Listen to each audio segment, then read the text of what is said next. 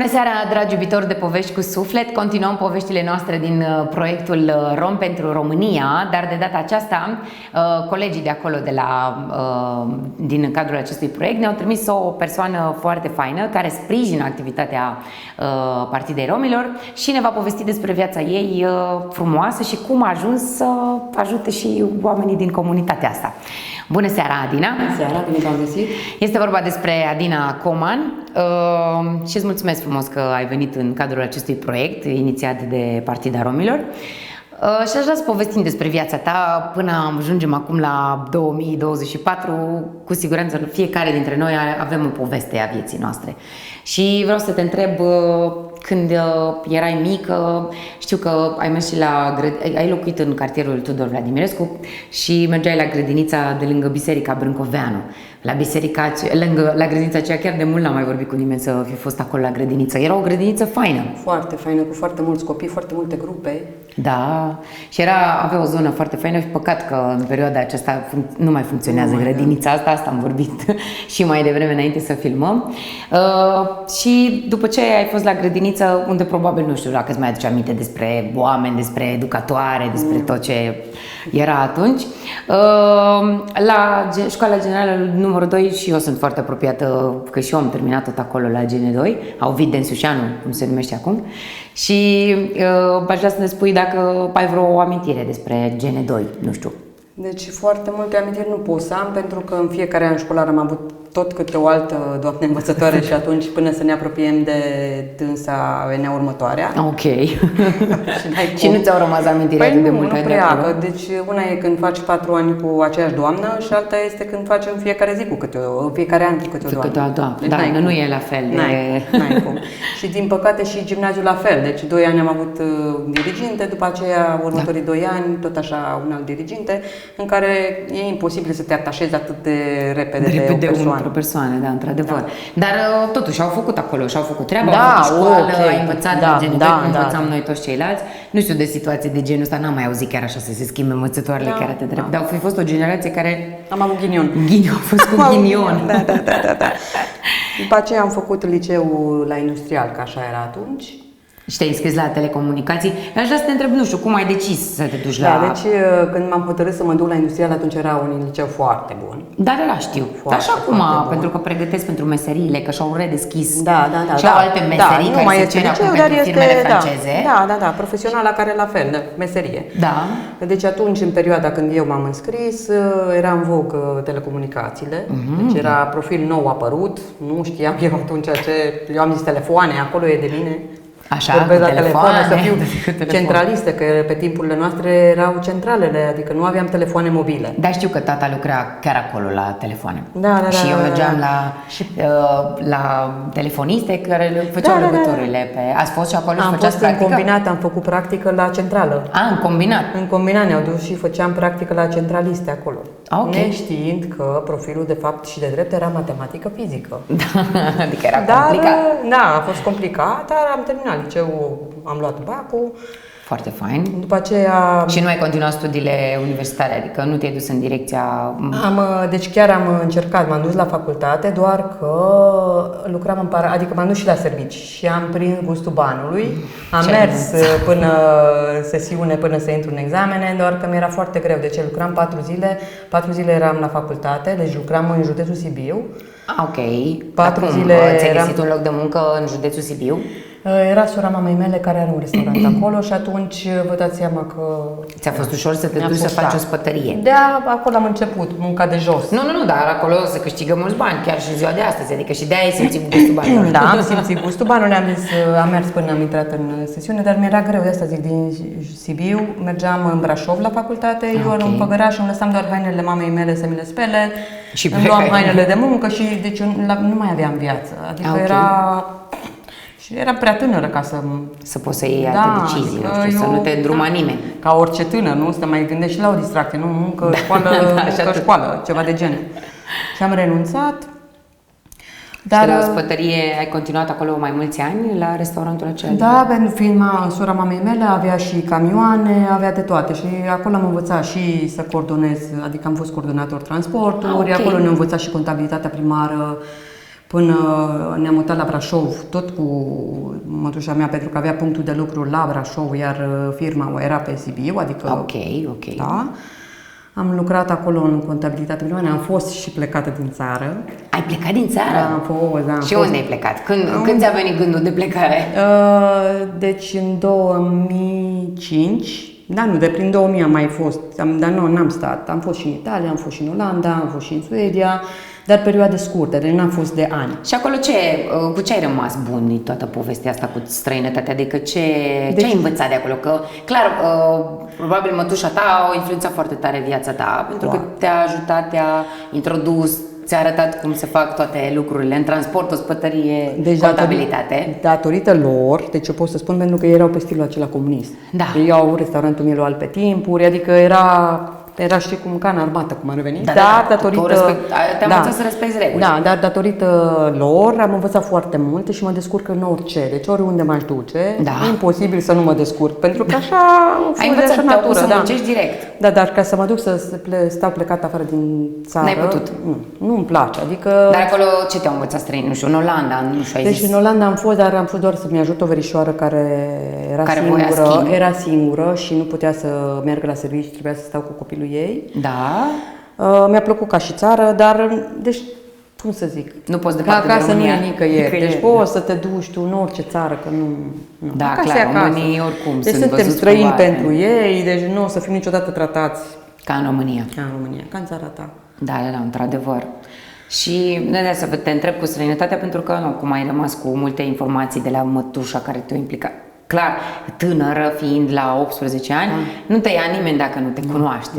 Și atunci ea te-a introdus în tot mediul ăsta de business, care ți-a folosit după mulți ani, clar. Și acum probabil influențează. Și acum, deci știu să fac tot ceea ce m-a învățat ea în tinerețe. Deci chiar dacă am vârsta care o am, deci chiar de toate. Da, deci înseamnă că a fost omul care te-a luat de mână la timpul potrivit. Știi că fiecare Dumnezeu lucrează prin oameni și atunci trimite pe câte unul care să te salveze.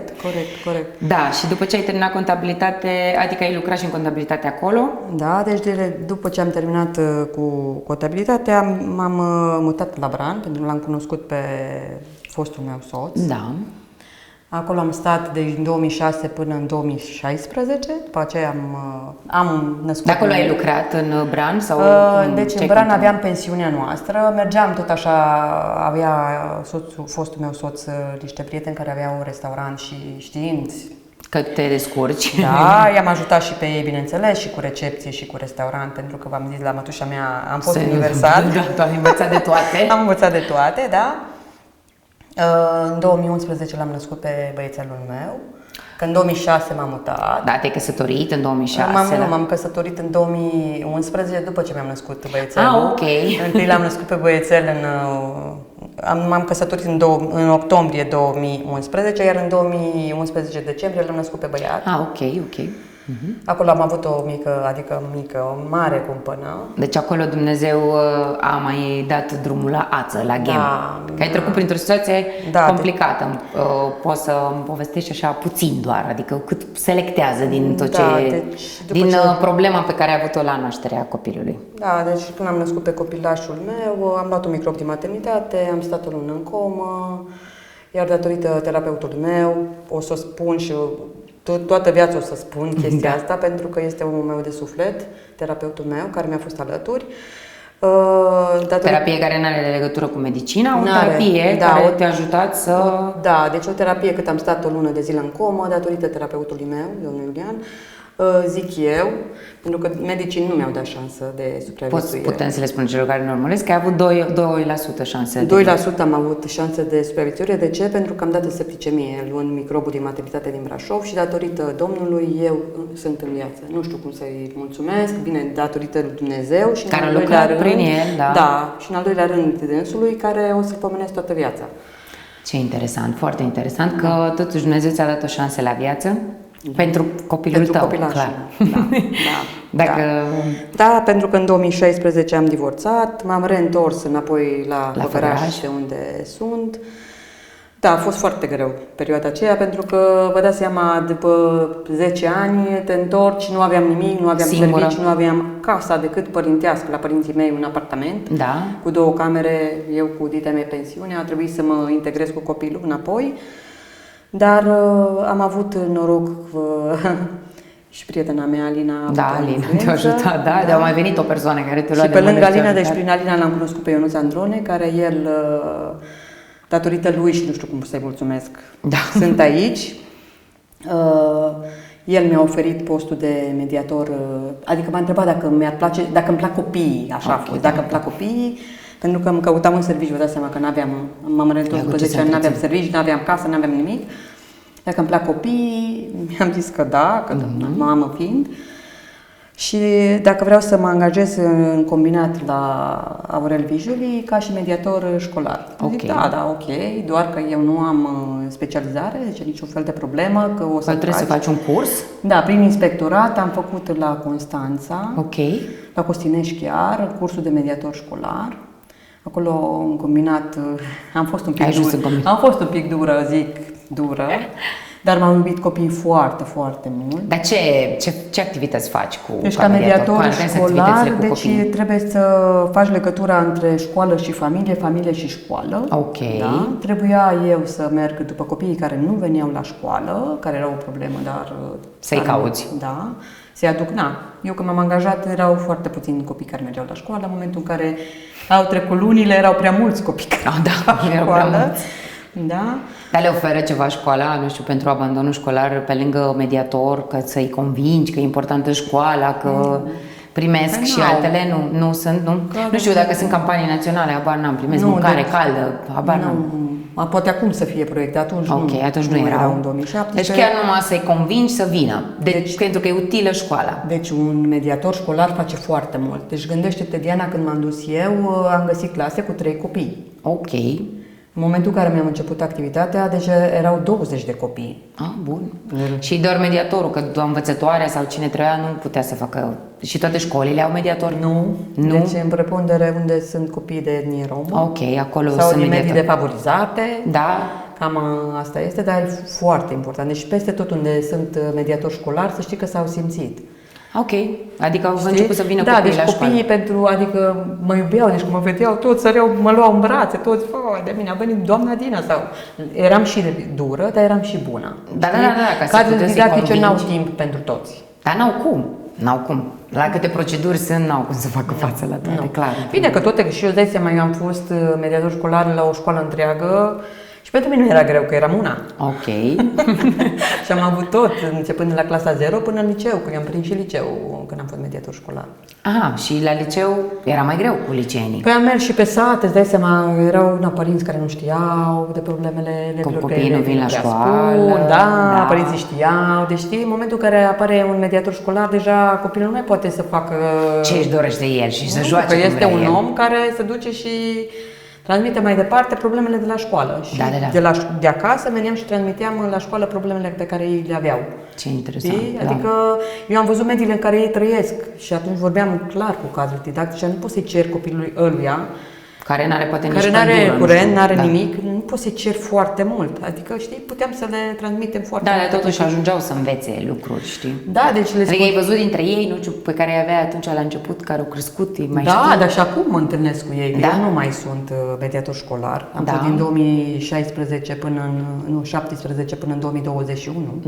Dar și acum mă întâlnesc cu ei și sunt foarte mândră pentru că am ajutat câțiva. Și au continuat. Au continuat studiile. Au continuat, da. Nu aveau ei încredere, dar cu susținerea mediatorilor școlari să știi că prind curaj. Da, pentru că le-au și teamă, deci că nu știu, că ei nu pot, că n-au șansă, că... Da, așa cred ei, dar să știi că un mediator școlar chiar face foarte mult. Am înțeles. Mie mi-a plăcut foarte mult meseria, dar între timp s-a mai transformat. M-aș întoarce, deci că îmi plac foarte mult copiii, doar că îmi place și ceea ce fac acum, pentru că, deci exact cum am spus, din 2017 până în 2021 am fost mediator școlar și din 2021 până în prezent sunt mediator sanitar.